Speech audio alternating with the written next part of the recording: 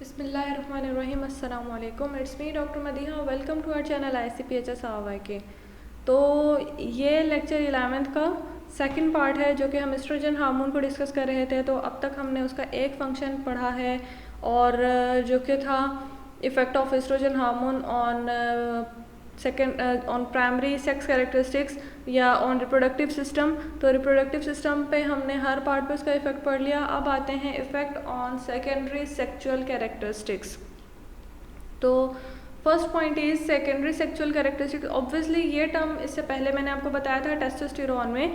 तो secondary sexual characteristics से secondary sex characteristics क्या होते हैं? ये सारे वो कैरेक्टरिस्टिक्स होते हैं जो कि लीड करते हैं प्राइमरी को, और प्राइमरी के बाद आते हैं प्राइमरी में हम रिप्रोडक्टिव सिस्टम को पढ़ते हैं। और सेकेंडरी सेक्स कैरेक्टरिस्टिक्स की जब बात आती है तो ये वो सारी खासियतें हैं जो कि रिप्रोडक्टिव सिस्टम के अलावा और ऐसी कौन कौन सी खासियतें हैं जो कि जेंडर्स को डिफ्रेंशिएट करती हैं। तो ये वो सारे कैरेक्टरिस्टिक्स होते हैं जिसमें पॉइंट सेकंड फंक्शन का फर्स्ट पॉइंट है इफ़ेक्ट ऑन ब्रेस्ट। तो एस्ट्रोजन का क्या इफेक्ट होता है ब्रेस्ट पे? Point A is promote the development of tubular duct system.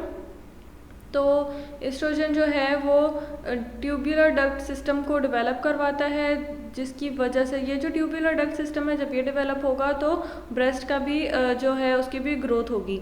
Second point is point B synergistic with progesterone. तो सबसे पहले ये कि साइनर्जिस्टिक का क्या मतलब है? कोई भी दो ऐसे सब्सटेंस जिनका इफेक्ट एक दूसरे के इफेक्ट को बढ़ा दे, two substance work together and enhance effect of each other. कोई भी दो ऐसे सब्सटेंस जिनमें से एक सब्सटेंस जो है उसकी रिलीज होने की वजह से दूसरे सब्सटेंस की रिलीज का जो असर है वो बढ़ जाए, उसको हम कहते हैं कि साइनर्जिस्टिक इफेक्ट है। तो साइनर्जिस्टिक इफेक्ट है इसका विद प्रोजेस्ट्रॉन। मतलब ये कि अगर एस्ट्रोजन रिलीज होगा तो उसकी वजह से प्रोजेस्ट्रॉन जो हार्मोन हम पढ़ेंगे फर्दर, हमारा है नेक्स्ट टॉपिक। तो अगर एस्ट्रोजन रिलीज होगा तो उसकी वजह से प्रोजेस्ट्रॉन हार्मोन की उसका जो इफेक्ट है वो भी इन्हेंस होगा या वो भी बढ़ेगा, या एस्ट्रोजन की मौजूदगी में प्रोजेस्ट्रॉन अपना जो असर है वो ज़्यादा शो करवाएगा। तो साइनर्जिस्टिक इफेक्ट है इसका with progesterone in stimulating the growth of lobulo alveolar portion of gland. तो अभी इसका साइनर्जिस्टिक इफेक्ट तो है प्रोजेस्ट्रॉन में, लेकिन कौन सा फंक्शन है जो प्रोजेस्ट्रॉन का जिसके साथ ये साइनर्जिस्टिक इफेक्ट शो करता है? तो हम पढ़ रहे हैं इसको इफेक्ट ऑन ब्रेस्ट पे। तो अब ये क्या करेगा, ये कौन सा फंक्शन है जो कि एस्ट्रोजन और प्रोजेस्ट्रॉन दोनों एक दूसरे के साथ मिलकर एक दूसरे का फंक्शन एनहांस करवा रहे हैं? वो है growth of lobulo alveolar portion. अब ये जैसे हाँ आपने पढ़ा होगा कि जो एल्वुलाइज होती हैं, जैसे आपने रेस्पिरेटरी सिस्टम में एल्वुलाइज पढ़ी होंगी, बिल्कुल सेम वैसे ही इसमें भी एल्वुलाइज होती हैं। तो यहाँ पे जो एल्वुलाई हैं, जैसे वहाँ पे आप सैक्स पढ़ते हो जो कि एयर सैक्स होते हैं, तो यहाँ पे जो हैं ये भी एल्वुलाइज होती हैं। ये मेमरी ग्लैंड्स की होती हैं जो कि मिल्क की प्रोडक्शन में जिनका रोल होता है। तो वहाँ उनकी जो ग्रोथ है उसको स्टिमुलेट करवाता है और उसकी जो ग्रोथ है उसको बढ़ाता है। इसी फंक्शन का पॉइंट बी का ही सेकंड पार्ट है increase the deposition of fat. इसके अलावा फैट की डिपोजिशन ज़्यादा करवाता है। तो फिर अल्टीमेटली क्या होता है, लोब्यूलो एल्वुलर पोर्शन जो है एल्वुलाइज हैं ग्लैंड के वो ज़्यादा होंगे, फैट की डिपोजिशन ज़्यादा होगी और ब्रेस्ट की ग्रोथ होगी। C function responsible for their smooth appearance. और इसके अलावा एस्ट्रोजन जो है ये स्मूथ अपेयरेंस में भी रिस्पॉन्सिबल होता है। एस्ट्रोजन को हम आगे बढ़ेंगे तो कॉस्मेटिक्स में भी यूज़ होता है। तो ये बेसिकली स्किन के ऊपर इसका इफेक्ट है कि स्मूथ अपेयरेंस में इसका जो रोल है। सेकेंड इफेक्ट है सेकेंडरी सेक्स कैरेक्टरिस्टिक्स में ही हम सेकेंड इफेक्ट पढ़ रहे हैं ऑन स्किन। तो ये स्किन पे क्या इफेक्ट करता है? Increases vascularity of skin. तो ये वॉस्कुलैरिटी अगेन वही ब्लड वेसल से रिलेटेड है। Increase vascularity of skin causes softness and smoothness of skin, जिसकी वजह से स्किन स्मूथ और सॉफ्ट हो जाएगी। This is why oestrogen is used in cream, soaps and oil for cosmetic purpose. इसी वजह से इसके इस कैरेक्टरिस्टिक्स की वजह से, इसके इस फंक्शन की वजह से या इस रोल की वजह से एस्ट्रोजन को क्रीम में, सोप्स में और ऑयल में यूज़ किया जाता है कॉस्मेटिक पर्पज़ के लिए। Third effect on voice. Voice पे क्या इफेक्ट होता है? ऑब्वियसली जैसे हमने टेस्टोस्टेरोन में मेल में वॉइस का इफेक्ट पड़ा था, तो हमने कहा था कि वो मेल की जो वॉइस है वो प्यूबर्टी से पहले और बाद में चेंज हो रही है। तो वो कैसे चेंज हो रही है कि वो और ज़्यादा डीप हो रही है, और उसका कैसा इफेक्ट हो रहा है वहाँ पे हमने पढ़ा, लेरिंग्स पे क्या इफेक्ट हो रहा है। तो अब फीमेल में एस्ट्रोजन का क्या इफेक्ट होता है वॉइस पे? The larynx of female retain कहते हैं हम रहना, पहले जैसा रहना। इट्स प्री प्यूबर्टल, प्री कहते हैं हम बिफोर को, प्यूबर्टल प्यूबर्टी से पहले, बालिग होने से पहले का जो साइज़ होता है लेरिंग्स का वो उसी में रहता है फीमेल में। सो साइज, अच्छा ये जो है ये इसको थोड़ा ऐसे अरेंज करना है आपने कि ये स्टेटमेंट ऐसे है, the larynx of female retain its prepubertal size, so the voice remain high pitched. ठीक है, तो ये आगे पीछे जो है वो टाइपिंग एरर है। लेरिंग्स जो है फीमेल की वो प्री प्यूबर्टल अपने साइज में रहता है, इसी वजह से जो वॉइस है फीमेल की वो हाई पिच्ड रहती है।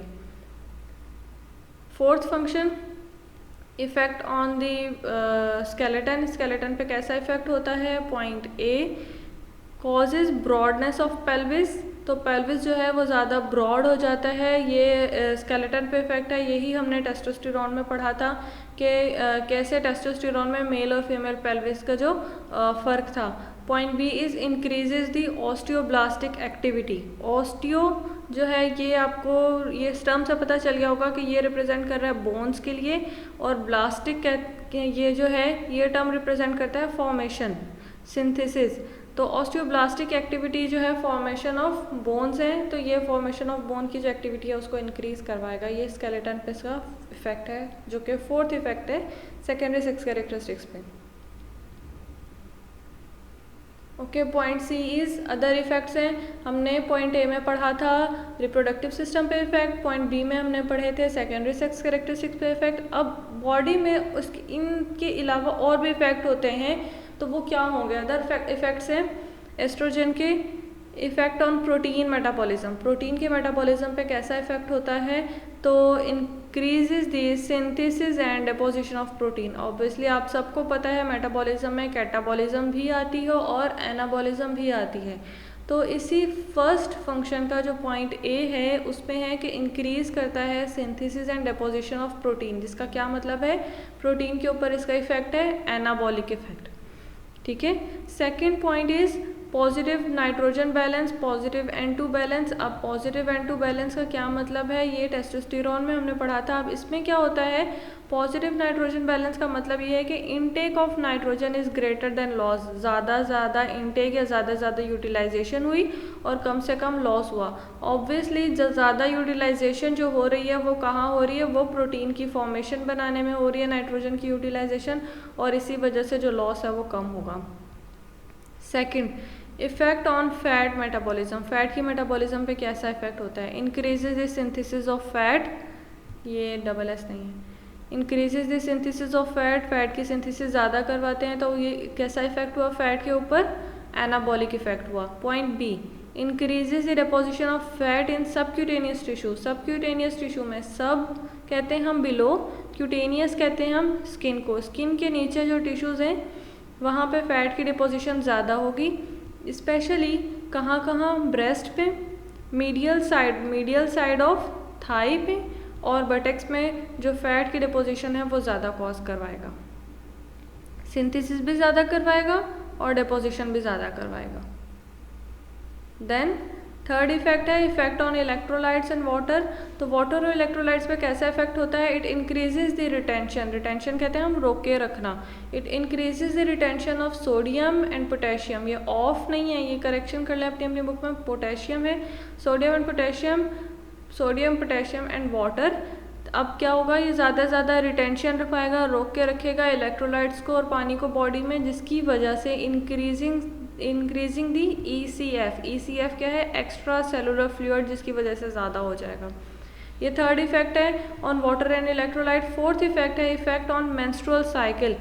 मेंस्ट्रुअल साइकिल पे कैसा इफेक्ट होता है एस्ट्रोजन का, तो ये hormone, this hormone is responsible for proliferative phase. Proliferative हमने इससे पहले भी पढ़ा था, प्रोलिफरेशन इफेक्ट। तो प्रोलिफरेशन हमने क्या कहा था कि सेल की या टिश्यू की ज़्यादा ग्रोथ होना या ज़्यादा डिवीजन होना जो है वो प्रोलिफरेशन है।